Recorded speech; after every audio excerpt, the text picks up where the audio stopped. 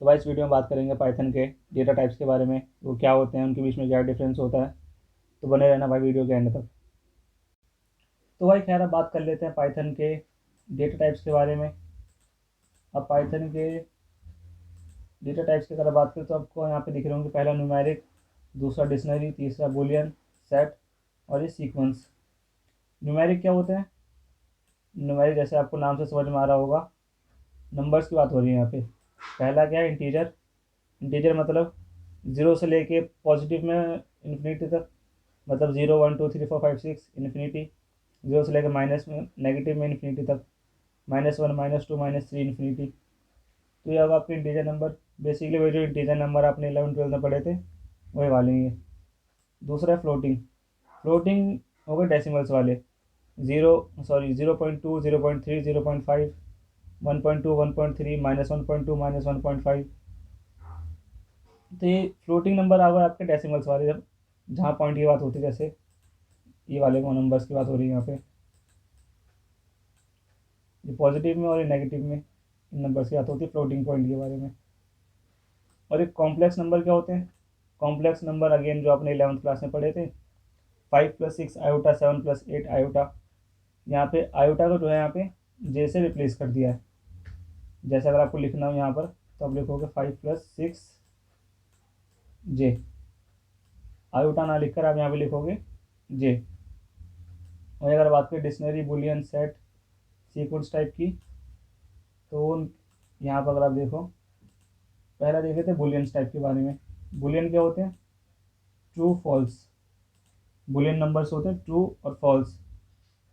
Basically conditions में आता काम आता है। जैसे अगर आपको लिखना हो कि भाई अगर ये कोड यहाँ तक सही है तो ही आगे बढ़े, तो आप नीचे कंडीशन डाल दोगे इफ़ ट्रू, तो फिर कंटिन्यू। तो ट्रू फॉल्स बेसिकली सही और गलत के कंडीशंस में काम आते हैं। वही जो आपको मैंने बताया कि भाई अगर सही हो तो कोड आगे बढ़े, नहीं हो तो ना बढ़े। वहाँ लिख दो तो इफ़ ट्रू। ट्रू को आप 1 से भी रिप्रेजेंट करते हो, और ज़ीरो और फॉल्स को आप 0 से भी रिप्रेजेंट करते हो। या कहीं अगर आपको कोई डेटा दे रखा है, वहाँ डेटा में अगर 0 लिखा हुआ है कहीं साइड में कोड के किसी भी कंडीशन के बगल में, तो मतलब वो फॉल्स फॉल्स को रिप्रेजेंट कर रहा है। 1 लिखा हुआ तो वो ट्रू को रिप्रेजेंट कर रहा है। अब एक 33 का टाइप है। 33 का टाइप होता है इंटीजर। जैसे आपको दिख रहा है यहाँ पे INT लिखा हुआ, INT का मतलब इंटीजर। वैसे आपको फॉल्स का टाइप दिख रहा होगा बुल। बुल मतलब बुलियन। और ये 2.2 दिख रहा है आपको फ्लोट। इनके टाइप होते हैं ये सारे के सारे, जो मैंने आपको अभी पीछे बताए थे। बेसिकली अगर आप नंबर के बगल में सिंगल कोट्स या डबल कोट्स लगा दोगे ना, सिंगल कोट्स मतलब ये सिंगल कोट्स है, ये डबल कोट्स मतलब ये डबल कोट्स वाले हो ये, तो इंटीजर कहला जाएगा। फिर आप इंटीजर कह रहा हूँ, आप कहलाएगा आपका स्ट्रिंग। जैसे मैंने इसको एल में स्टोर कर दिया, एल का जब मैंने टाइप देखा तो टाइप में दिखा रहा है ये स्ट्रिंग। बेसिकली अगर आप नंबर्स के साइड में सिंगल कोट्स या डबल कोट्स लगा दो तो वो स्ट्रिंग बन जाएगा, नहीं लगाओगे तो वो इंटीजर कहलाएगा। बेसिकली वर्ड्स के जब भी उनको अल्फ़ाबेटिक में लिखते हैं तो ही हम खैर सिंगल कोट्स और डबल कोट्स लगाते हैं, वो नंबर्स में हम खैर नहीं लगाते सिंगल कोट्स या डबल कोट्स, क्योंकि हम चाहते हैं कि हमारा जो एल्गोरिथम है वो उसको एज अ नंबर ही ट्रीट करे। बट अगर आप चाहते हो कि आपको आपका जो एल्गोरिथम है उसको लंबा ट्रीट ना करके वर्ड्स में ट्रीट करे, तो आप लगा सकते हो सिंगल कोट्स या डबल कोट्स साइड में। बाकी कॉम्प्लेक्स नंबर, जैसे मैंने आपको बताया कि यहाँ पे आयोटा जो है जैसे रिप्लेस हो गया। बाकी सारी चीज़ें खैर सेम ही है। 5 आपका रियल नंबर, ये वाला पार्ट आपका इमेजिनरी नंबर। ठीक है, तो भाई अब बात कर लेते हैं लिस्ट की। लिस्ट क्या होता है? Represent N order and mutable collection of items enclosed in square brackets. अब इसका मतलब क्या है? Ordered and mutable. ऑर्डर्ड का मतलब क्या है? जैसे यहाँ पे इसको, जैसे 3 वर्ड्स यहाँ पे लिखेंगे, इन तीनों को ऑर्डर असाइन हो रखा है। जिसका ऑर्डर है 0, इसका 1, फन का 2। मतलब अगर मैं यहाँ पे लिखूँगा डी का मुझे 0 वैल्यू दो तो मुझे दे देगा दिस। डी का मुझे 1 वैल्यू दो तो मुझे दे देगा ये इज़। अगर मुझे लास्ट चाहिए लास्ट का, तो मैं यहाँ पे माइनस भी लगा सकता हूँ। मतलब -1 मतलब लास्ट का पहला, तो मुझे दे देगा ये फन। अब नोटिस करने वाली एक चीज़ यहाँ पर ये कि दिस को जो यहाँ पे 1 असाइन नहीं किया गया, दिस को यहाँ पे असाइन किया गया 0। क्या असाइन किया गया? 0। 0 1 2 3 4। अगर आगे और भी नंबर्स होते तो उनको भी नंबर ऐसे असाइन होते हैं, 0 1 2 3 4 5 6 7 8 इन्फिनिटी तक। यहाँ तो ऑर्डर का मतलब यही होता है, खैर ये ऑर्डर में असाइन है। म्यूटेबल का मतलब क्या होता है कि आप इनको चेंज भी कर सकते हो। जैसे हम वैल्यू दिस, यहाँ पे दिस वैल्यू दे रखी है, दिस को मैं दैट में भी कन्वर्ट कर सकता हूँ। अगर मैं ये कोड लिखूँ तो डी का 0th पोजीशन पे जो है उसकी उस वैल्यू को चेंज करना है दैट में। तो ये मैंने कोड लिखा कि जैसे मैंने डी को प्रिंट करा तो ये आ गया यहाँ पे दैट, दिस की जगह यहाँ पर आ गया दैट। ठीक है। और टपल की बात करें तो टपल काफ़ी हद तक लिस्ट की तरह, लेकिन इसमें जो डिफरेंस है, पहला डिफरेंस तो ये कि ये टपल जो है स्क्वायर ब्रैकेट्स में रिप्रेजेंट होता है, और सॉरी लिस्ट जो है स्क्वायर ब्रैकेट में रिप्रेजेंट होता है, टपल जो है पैरेंथेसिस में रिप्रेजेंट होता है। Tuple represent order and immutable collection of item enclosed in parenthesis. यहाँ पर अगर आप देखो ये ऑर्डर और इम्यूटेबल है, और ये ऑर्डर्ड एंड म्यूटेबल है। ये म्यूटेबल है और ये इम्यूटेबल है। अब इसका मतलब क्या है कि इसको भी ऑर्डर असाइन हुए हैं, ये भी 0 पोजीशन 1 पोजीशन 2 पोजीशन, लेकिन आप इसकी वैल्यू को चेंज नहीं कर सकते। जैसे यहाँ लिखा था डी की 0th वैल्यू को मैंने चेंज कर दिया दैट में, बट अगर आप यहाँ पे ऐसे करने की कोशिश करोगे तो आपको दे देगा ये एरर। ये क्या है? ऑर्डर्ड है और इम्यूटेबल है। ये ऑर्डर्ड और म्यूटेबल है, ये इम्यूटेबल है। दोनों को वैल्यू असाइन हुई है 0 1 2 3 4 5 6। ठीक है। बट इसमें आप वैल्यू को चेंज कर सकते हो, बट टपल में आप वैल्यूज़ को चेंज नहीं कर सकते, वैल्यूज़ की पोजीशन को चेंज आप नहीं कर सकते। ठीक है। अब इन दोनों को मैंने काफ़ी हद तक एक जैसा क्यों बोला, क्योंकि दोनों ही ब्रैकेट्स में क्लोज हो रहे थे, दोनों की पोजीशंस असाइन हो रही थी। बट नीचे ऐसा नहीं है, नीचे डिक्शनरी और सेट में पोजीशन इनकी असाइन नहीं होती। तो यहाँ पे क्या होता है, अब वो देख लेता हो। रिप्रेजेंट्स अ कलेक्शन ऑफ की value pairs enclosed in curly braces, curly braces with unique keys. अब भाई इसका मतलब क्या होता है?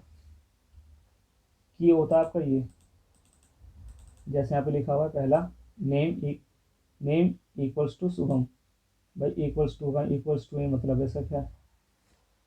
नेम शुभम, जैसे नेम जो है यहाँ पे की हो गया, शुभम जो है आपका वैल्यू वैल्यू हो गया।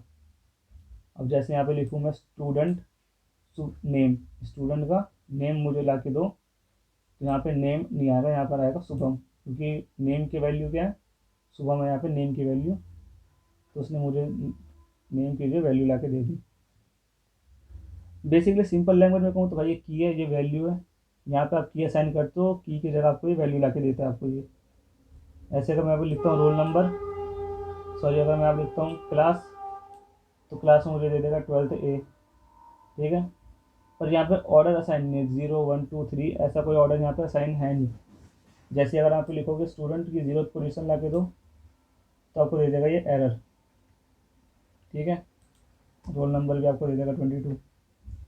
अब ये दोनों काफ़ी हद तक एक जैसे क्यों है? क्योंकि देखोगे तो वायर को दिखेगा दोनों ही कर्ली ब्रेसेस में रिप्रेजेंट होते हैं, ये भी और ये भी।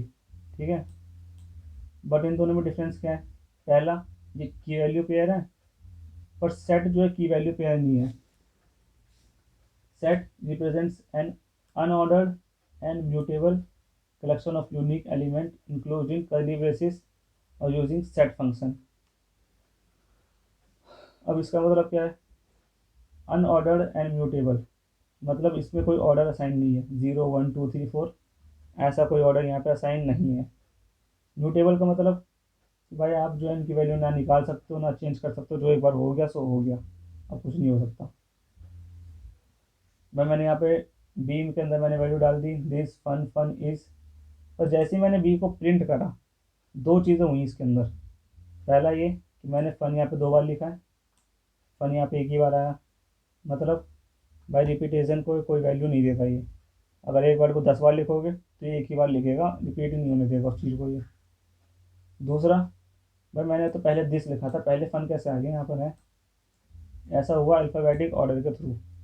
मतलब पहले देखेगा अल्फ़ाबेटिक ऑर्डर में पहले कौन सा वर्ड आ रहा है, पहले आता है एफ़ तो आ गया फन, एफ़ के बाद आता है आई तो आ गया इज़, फिर टी तो आ गया दिस। ठीक है, अब इसमें कोई ऑर्डर नहीं है 0 1 2 3 का, तो मैं जैसे मैंने यहाँ पे बोला 0 पोजिशन ला के दो, तो उसने दे दिया मुझे एरर। ठीक है, तो क्या सेट में कह देता नहीं है। अब सेट फंक्शन को आप इसके थ्रू भी कॉल कर सकते हो। अगर आप लिखो सेट, ब्रैकेट में डाल दो कोई भी फंक्शन, तो वो सेट में कन्वर्ट हो जाएगा। पर इसमें आप एक ही डाल सकते हो। ठीक है, जैसे अगर आपने इसका टाइप चेक करा तो आ गया सेट, बट यहाँ पे एक ही वैल्यू आप दे सकते हो, एक से ज़्यादा वैल्यू दोगे तो आपको ये दे देगा एरर। तो भाई जो जो चीज़ हमने पढ़ी पहले फटाफट से जरा उसको रिवाइज कर लिया। पहले हमने पढ़ा न्यूमेरिक टाइप। न्यूमेरिक टाइप में क्या होता है, इंटीजर, फ्लोट, कॉम्प्लेक्स। इंटीजर मतलब 0 1 2 3 4 5 इन्फिनिटी, -1 -2 -3 इन्फिनिटी। फ्लोट मतलब डेसिमल पॉइंट्स 1.2 1.3 1.5 -1.2 -1.3 -1.5। कॉम्प्लेक्स नंबर वही जो आपने 11th में पढ़ा था, 5 + 6 आयोटा, 7 + 8 आयोटा, बट यहाँ पे आयोटा को जे से रिप्लेस कर दिया गया। ठीक है, ऊपर देखें तो पहला बुलियन वैल्यू, ट्रू फॉल्स, ये हो गए बुलियन वैल्यू। यहाँ पे इनके टाइप चेक कर सकते हो। 33 का टाइप है इंट, इंट मतलब इंटीजर, ये -33 ये भी इंट यानी इंटीजर। और ये पॉइंट में अगर आपके फ्लोट नंबर। ठीक है, जैसे नंबर्स को आप कोट्स में डाल देते हो तो वो स्ट्रिंग बन जाते हैं, वो स्ट्रिंग की तरह रिप्रेजेंट होते हैं। और ये आ गया आपके कॉम्प्लेक्स नंबर। लिस्ट और टपल की बात करें तो लिस्ट रिप्रेजेंट होते हैं स्क्वायर ब्रैकेट के थ्रू, टपल रिप्रेजेंट होते हैं पैरेंथेसिस के थ्रू। लिस्ट में ऑर्डर होता है, टपल में भी ऑर्डर होता है 0 1 2 3 का इन्फिनिटी तक। लिस्ट होते हैं म्यूटेबल, इनको आप चेंज कर सकते हो, इनकी वैल्यू बाद में आप चेंज कर सकते हो। टपल की वैल्यूज आप बाद में चेंज नहीं कर सकते। डिक्शनरी और सेट की बात करें तो डिक्शनरी की वैल्यू पेयर है, सेट की वैल्यू पेयर नहीं है। डिक्शनरी में